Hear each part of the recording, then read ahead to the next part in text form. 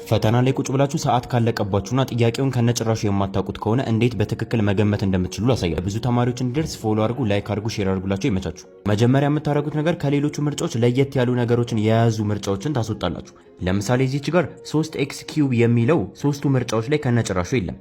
እዚህ ጋም ደግሞ ማየት እንደምትችሉት 2x ስኩዌር የሚለው ሶስቱም ከላይ ያሉት ምርጫዎች ላይ ደግሞ አይገኝም ማለት ነው። እዚህ ቀጥታ ኤንም ዲንም ከምርጫዎቻችሁ ውስጥ ታወጣላችሁ። ስለዚህ መልስ ሊሆን የሚችለው ወይ ቢ ነው ወይ ሲ ነው ማለት ነው። ከሁለቱ ደግሞ ለመምረጥ ከሁለቱ ምርጫዎች ከብዙ ምርጫዎች ጋር የሚመሳሰል ያለበትን ትፈልጋላችሁ።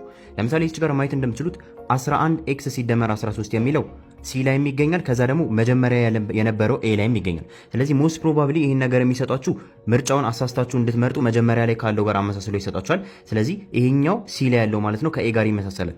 ስለዚህ እናንተን ለማወዛገብ ነው ከሌላው ጥያቄ ጋር ተመሳስሎ የሚሰጣችሁ። ትክክለኛ መልሳችን ሲ ይሆናል ማለት ነው። ግንኙነት እዚህ ጋር የተከተልነው ፕሪንሲፕል ምንድነው?